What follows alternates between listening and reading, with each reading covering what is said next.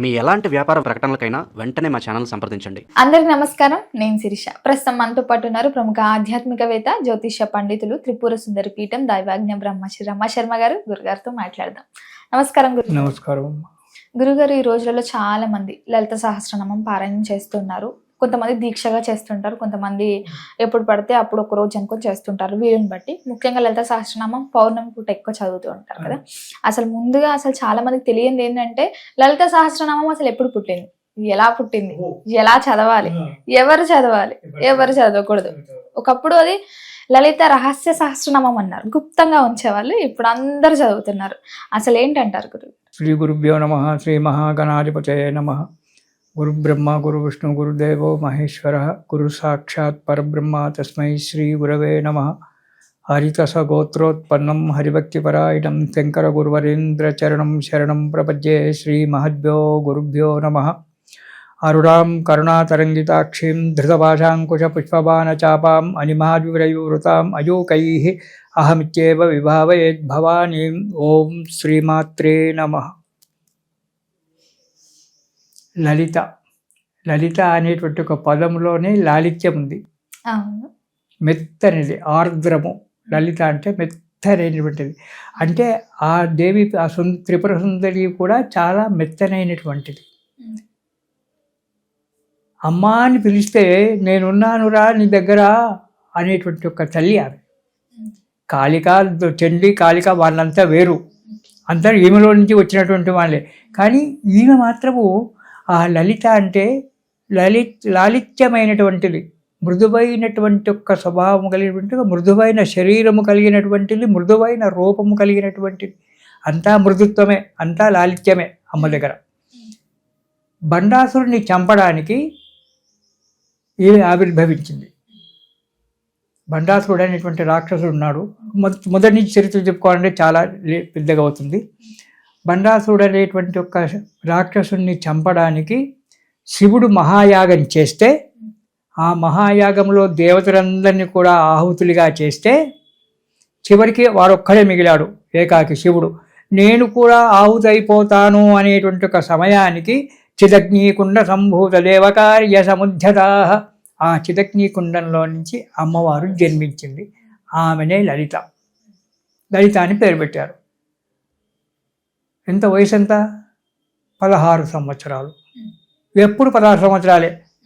ఎన్ని యుగాలు మారినా, ఎన్ని కల్పాలు మారినా, ఎంత చేసినా ఆమెకు ఎప్పుడు 16. అందరూ పోవచ్చు.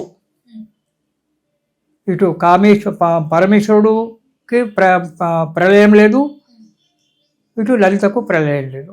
వీళ్ళిద్దరు మాత్రం ఎల్లకాలం నిమ్మలంగా ఉంటారు. ప్రపంచమంతా పోతుంది, అంతా మునిగిపోతుంది. మళ్ళీ విష్ణుమూర్తి పుడతాడు, మళ్ళీ బ్రహ్మదేవుడు పుడతాడు, మళ్ళీ అందరూ పుడతారు. కానీ వీళ్ళు మాత్రం అంతే, ఎప్పుడు చిరంజీవుడు. ఈ లలితాదేవి ఆవిర్భవించింది చిదగ్ని.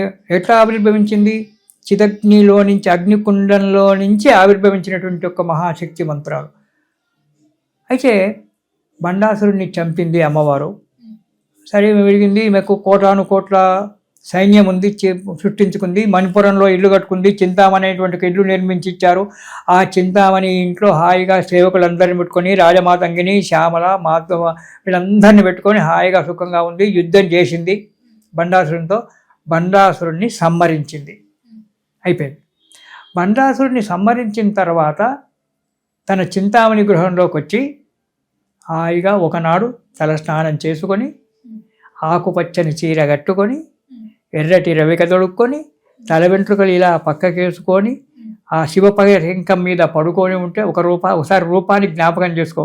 శివపర్యంకం మీద పడుకొని ఉంటే చెలికత్తెలు గుగ్గిలము పొగ, సాంబ్రాణి పొగ వేస్తూ ఉంటే ఆ ఎంట్రికలకు ఈమె హాయిగా ఓ చేయి మీద తల పెట్టుకొని హాయిగా పడుకొని ఉంటే, ఎదురుగుండా ఋషులు, వశిన్యాది వాగ్దేవతలు, మాతృకలు అందరూ కూడా కూర్చొని ఉంటే, అలాంటి సమయంలో అగస్త్య మహాముని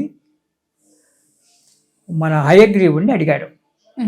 ఒక్కొక్కసారి ఆ సభనంతా కూడా మనసులో చిత్రంగా నిర్మించుకో. ఆకుపచ్చని చీర, ఎర్రటి రవిక, తల వెంట్రుకలు వీరవోసుకుంటే, దానికి సాంబ్రాణి పొగ వేస్తూ ఉంటే, ఆమె ఒక సైడ్ తిరిగి చేతిలో తల పెట్టుకొని ఒక సైడ్ తిరిగి పడుకొని ఉంటే, ఆ సమయంలో అక్కడ అందరూ కూర్చొని ఉంటే అగస్త్య మహాముని ఈమెను డైరెక్ట్ ఆమెతో మాట్లాడలేదు, హయగ్రీవుని అడిగాడు, స్వామి అమ్మవారిని అమ్మవారి చరిత్ర అంతా చెప్పావు నాకు ఇంతవరకు, ఆమె ఎలా పుట్టింది ఎలా చేసింది అంతా కూడా చెప్పావు, చాలా బాగా ఉంది, అంతా మంచిగానే ఉంది, కానీ ఆమెను ఏమని కీర్తించాలి, ఏమని వేడుకోవాలి, ఆమెను ఎలా వేడుకోవాలి అని చెప్పాడు. అయితే హయగ్రీవుడు అమ్మవారికి చూశాడట, లలితాదేవికి. అమ్మ వీడు అడుగుతున్నారు, మరి ఏం చెప్పమంటావు అన్నాడు. అక్కడ వశిన్యాది వాగ్దేవతలు ఉన్నారు, 8 వశిని, కామేశ్వరి, మోదిని, విమల, అరుణ, జైని, సర్వే వీళ్ళు ఉన్నారు. నా గురించి నేను చెప్పుకోవడం ఏంటి, నా గురించి వాళ్ళు చెప్తారు లేదు. శ్రీచక్రంలో ఈ వశిన్యాది వాగ్దేవతలు ఉంటారు. వీళ్ళందరూ ఉంటారు. అంటే ఆరోహణ క్రమంలో 3వ చక్రంలో ఉంటారు, అవరోహణ క్రమంలో 7వ చక్రంలో ఉంటారు. అంటే శ్రీచక్ర పూజ చేయడం 2 రకాలు ఉంటుంది, ఆరోహణలో అవరోహణ అని. ఆరోహణ క్రమంలో 3వ చక్రంలో వశిన్యాది వాగ్దేవతలు ఉంటారు, అవరోహణ క్రమంలో పైనుంచి 3వ చక్రంలో ఉంటారు. ఈ వశిన్యాది వాగ్దేవతలు ఉన్నారు, వాళ్ళు చెప్తారన్నారు. వాళ్ళు వాగ్దేవతలు. ఈ వాగ్దేవతలను ప్రతిరోజు స్మరణ చేస్తే చాలు మనకు మంచి వాక్ వస్తుంది, విద్య వస్తుంది. దేవతలే వాగ్దేవతలు వాళ్ళు. వశిని, కామేశ్వరి, మోదిని, విమల, అరుణ, జైని, సర్వేశ్వరి, కౌలిని, సర్వరోగహర చక్రస్వామిని. ఆమె రోగం అంటే జబ్బు కాదు, కష్టాలని పోడగొట్టేటువంటివి. అయితే సరే అని చెప్పి వాగ్దేవతలు అప్పుడు ఆమెను ఎలా కీర్తించాలో, ఆమె ఓరగా కళ్ళు మూసుకొని అమ్మవారు చిరునవ్వుతో పడుకొని ఉంటే, హయగ్రీవుడు పక్కన ఉంటే, ఇటు పక్కన అగస్త్య మహాముని, తక్కిన దేవతలంతా కూడా కూర్చొని ఉంటే, అప్పుడు ఇటు 4 అటు 4 వశిన్యాది వాగ్దేవతలు నిలబడి, శ్రీమాత శ్రీ మహారాజ్ఞి శ్రీమచ్చింహాసనేశ్వరి చిదగ్నికుండ సంభూత దేవకార్య సముద్యత ఉద్యద్భాను సహస్రావ చతుర్బాహు సమన్విత అని చెప్పి ఆ లలితా సహస్రనామ స్తోత్రాన్ని చదివారు.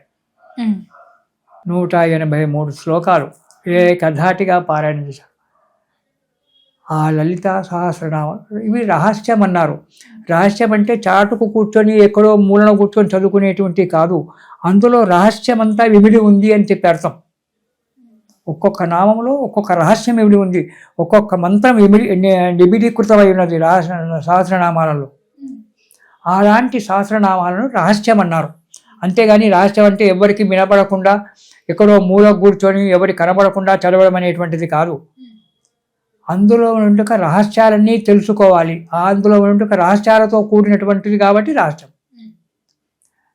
శ్రీమాత మొదలు వాళ్ళు ఏం చేశారు, అమ్మవారి చరిత్రను గానం చేశారు. 40 శ్లోకాల వరకు ఆమె చరిత్రనంతా, ఆమె ఏ విధంగా, ఆమె రూపము ఆకారము ఏంది, ఎలా జన్మించింది, ఎందుకు జన్మించింది, ఆమె కూతురెవరు, ఎవరెవరిని ఎలా చంపింది అనేటువంటి ఒక విషయం అంతా కూడా ముందు 40 శ్లోకాలలో చెప్పారు. ఆ తర్వాత భవాని భావన అగమ్య భవారణ్య కుటారికా అనేటువంటి ఒక నామం దగ్గర నుంచి ఆమె గుణగణాలు, ఆమె ఇచ్చేటువంటి ఒక వరాలు అన్నీ కూడా చెప్పుకుంటూ మొత్తం 183 శ్లోకాలలో 1000 నామాలు పెట్టారు. ఒక్కొక్క నామం ఒక్కొక్క మహామంత్రం. శ్రీమాత, మాత అంటే ఎవరు, తల్లి. శ్రీమాత అంటే మహాలక్ష్మి అనుకోవచ్చు. ప్రపంచమంతా శ్రీ అంటే ప్రపంచం, ఇటు లక్ష్మి, ఇటు సరస్వతి, ఇటు గౌరీ, ఎవరన్నా అనుకో, అది గౌరవవాచకం. శ్రీ అంటే లక్ష్మి. అలాంటి తల్లి ప్రపంచమంతటికి కూడా ఉన్నటువంటి ఒక తల్లి. తల్లి ఎవరు, సృష్టికర్త కదా. శ్రీ మహారాజ్ఞి, రాజ్ఞి అంటే రాజుగారు ఏం చేస్తారు, ప్రపంచాన్నంతా పాలిస్తారు, జనాన్నంతా కూడా పాలిస్తారు. ఈమె శ్రీ మహారాజ్ఞి అంటే దాంట్లో ఉన్నటువంటి రహస్యం చెప్తున్నాను, నామాలలో ఉండబడేటువంటి రహస్యాన్ని చెప్తున్నాను. శ్రీమాత అంటే సృష్టికర్త, శ్రీ మహారాజ్ఞి అంటే పాలనకర్త, పరిపాలించేటువంటిది, రాజు. సింహాసనేశ్వరి, లయం చేసేటువంటిది. సింహం ఏం చేస్తుంది, గర్జిస్తుంది, చంపుతుంది, హింస. సింహము అని దాన్ని ఇచ్చేసినట్టయితే హింస అవుతుంది, హింస చేస్తుంది అంటే లయిస్తుంది. ఇక్కడ లక్ష్మి, సరస్వతి, దుర్గా 3 నామాలలో. లక్ష్మి ఏమో సృష్టిస్తుంది శ్రీమాత, సరస్వతి పరిపాలన చేస్తుంది, గౌరీ లయం చేసుకుంటుంది. సృష్టికర్త బ్రహ్మదేవుడు, పాలనకర్త విష్ణుమూర్తి, సంహారకర్త శివుడు. ఈ ముగ్గురు ఒకటే నామంలో మూడు శక్తులు, ముగ్గురు త్రిమూర్తులు ఒక్క పాదంలో వీళ్ళని పెట్టేశారు. శ్రీ మహారాజ్ని శ్రీమత్ సింహాసనేశ్వరి ఎక్కడి నుంచి వెలిచిందామే? చిదగ్ని కుండ సంభూత. చిత్ అనేటువంటి అగ్ని. చిత్ అంటే బ్రహ్మము, సత్యము, బ్రహ్మము అనేటువంటి ఒక అర్థాలు. ఆ సత్యములో నుంచి బ్రహ్మములో నుంచి పుట్టినటువంటిది. ఎందుకు పుట్టింది? దేవకార్య సముద్యత. దేవకార్యం ఏంటి? బండాసురుని చంపడం. బండాసురుడు ఎవడు? మనలో ఉండబడే ఒక అజ్ఞానము. ఈ అజ్ఞానం పోవాలంటే లలితా సహస్రనామాలు చదవాలి. కామక్రోధ లోభ మోహాలు పోవాలంటే, మనకు ఉన్నతి జరగాలంటే లలితా సహస్రనామాలు చదవాలి. ఇలా వాళ్ళు అన్నీ చెప్పుకుంటూ వచ్చారు. దాని తర్వాత అగస్త్యుని తర్వాత శ్రీచక్రంలో ఉండబడేటువంటి ఒక దేవతలు వాళ్ళకంతా కూడా చెప్పుకుంటూ వచ్చారు. ఆ తర్వాత ఈ లలితానామాలను ఎంతోమంది మహానుభావులు, పెద్ద పెద్ద జగద్గురు శంకరాచార్యుల వారు, అంతకుముందు ఉన్నటువంటి ఒక పండితులు దాన్ని అంతా విమర్శించి అందులో ఉన్న ఒక రహస్యాలన్నీ కూడా బయటికి తీశారు. ఇంకా తీస్తూనే ఉన్నారు. ఇంకా తెగల ఇంకా తీస్తూనే ఉన్నారు మహానుభావులు. ఆ సామవేదం శర్మ గారు చెప్తూ ఉంటే నాకు కళ్ళ నుంచి నీళ్లు వస్తుంటాయి. ఎంత పరిశోధన చేశావు నాయన, ఎంత కష్టపడ్డావు అనిపిస్తుంటుంది. ఇక్కడి నుంచే నమస్కారం చేసుకుంటాను ఆ మహానుభావునికి నేను. అలాంటి అందులో ఉన్నటువంటి ఒక రహస్యాలన్నీ కూడా. దీంట్లో కొన్ని మనం రెమెడీలు తీసుకున్నట్టయితే, కొన్ని మనకు జాతక పరిహారాలు వీటి గురించి మనం తీసుకున్నట్టయితే, భార్యాభర్తల మధ్యన ఇద్దరి మధ్యన పోట్లాటలు వస్తున్నాయి, తెగడం లేదు, కొట్లాడుకుంటూనే ఉన్నారు. అప్పుడు ఏం చేయాలి? లలితా సహస్రనామాలు ఒకసారి మొత్తం కూడా చదివి, మాణిక్యమకుటాకార జానుద్వయ విరాజిత లేలా కామేశ్వర ప్రేమ రత్నమణి ప్రతిపనస్తన్యై నమః అనేటువంటి ఒక్క శ్లోకాన్ని గనక రోజు జపం చేసినట్టయితే భార్యాభర్తలు ఒకటవుతారు.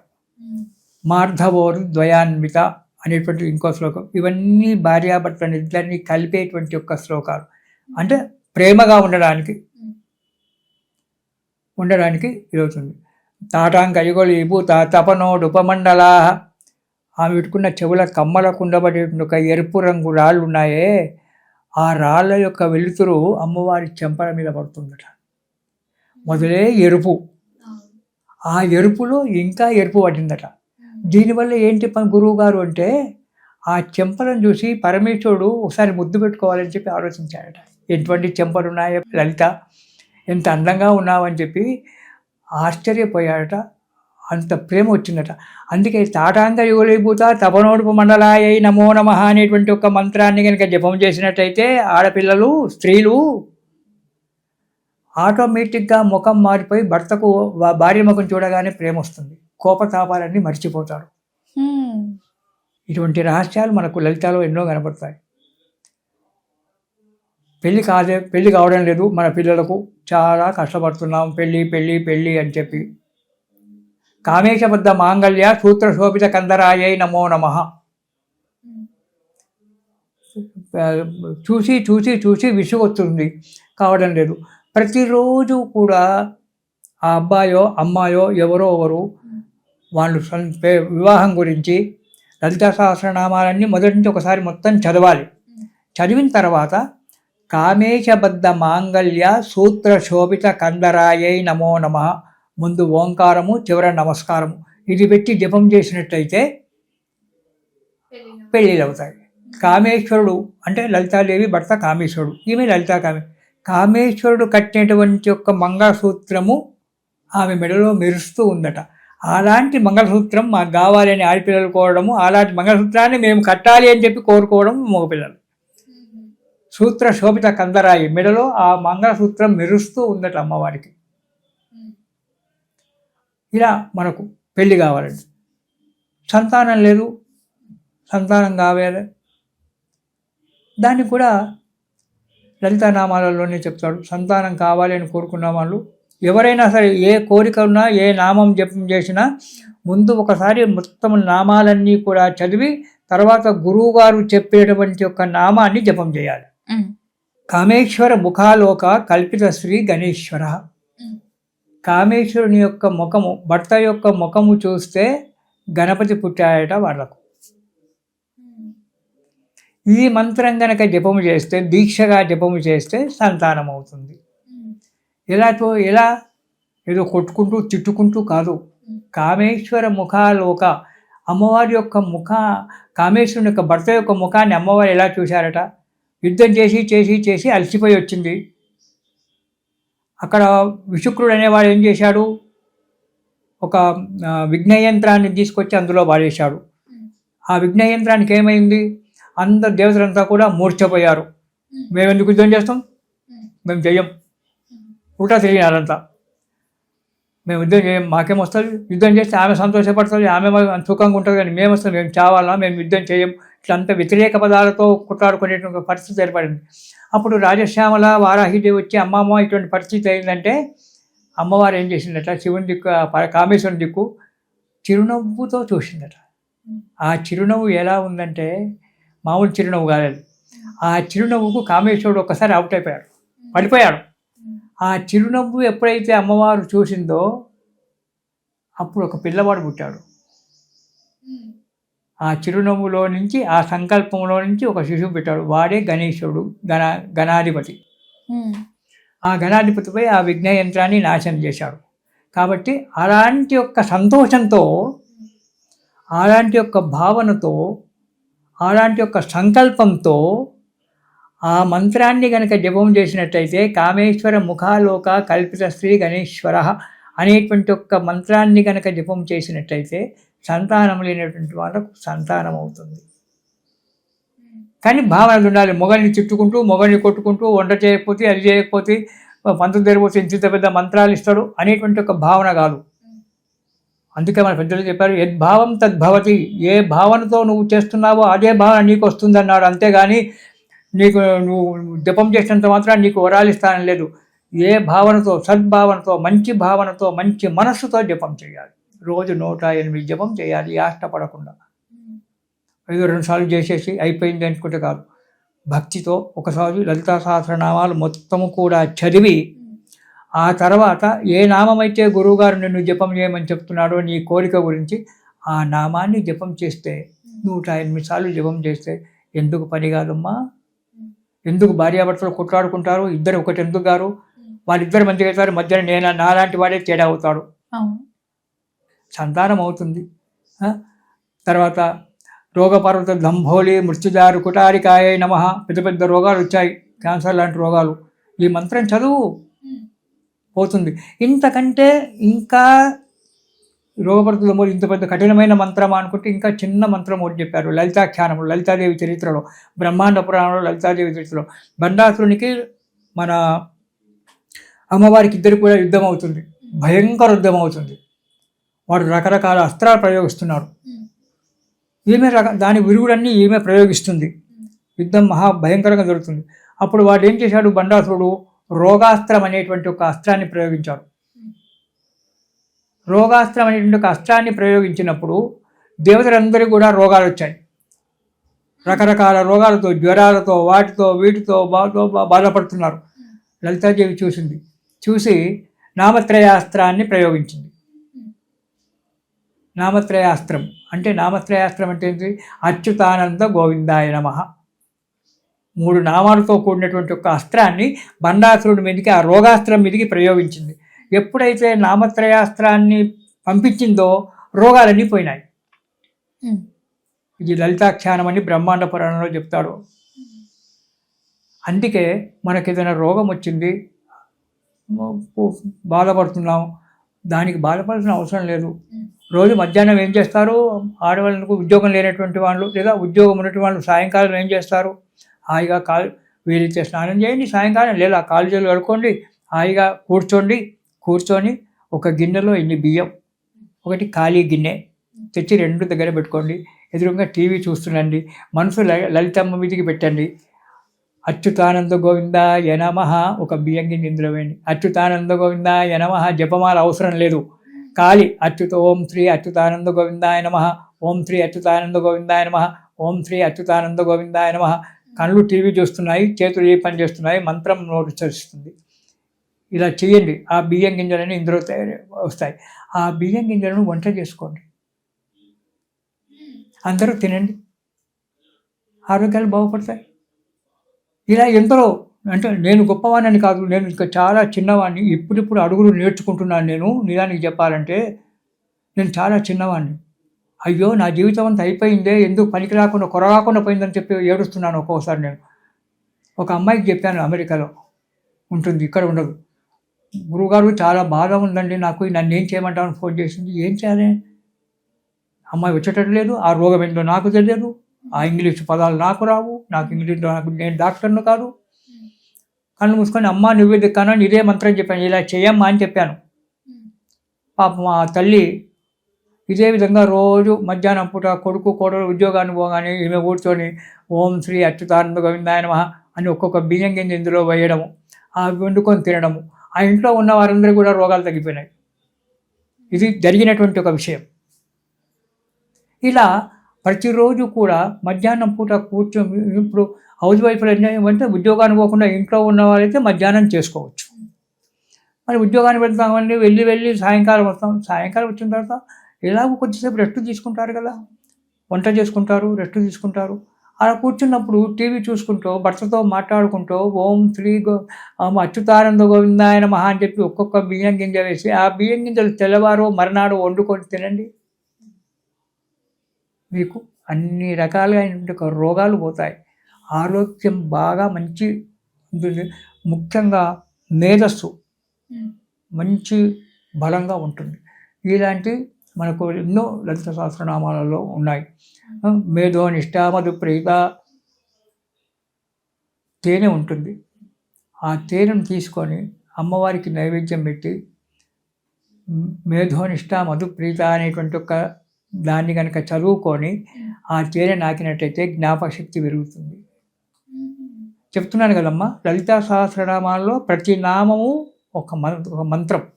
దాన్ని చేసేటువంటి ఒక ఓపిక, శ్రద్ధ మన దగ్గర ఉండాలి. ఇప్పుడు అదే నేను చెప్పాను కదా, లలితా సహస్రనామాలలో షట్కోణాలలో ఉండబడేటువంటి ఒక మూలాధారం నుంచి సహస్రారం వరకు ఉండబడేటువంటి ఒక సప్త కోణాలలో ఉండబడేటువంటి ఒక దాని గురించి ఎంత బ్రహ్మాండంగా చెప్పాడంటే దాని గురించి చెప్పాడు. దాని గురించి నేను ఇంకా ఆలోచన చేస్తూ ఉన్నాను. ఆ భగవంతుడు అమ్మవారు ఎలా మేలు కల్పిస్తుందో నాకు తెలియదు.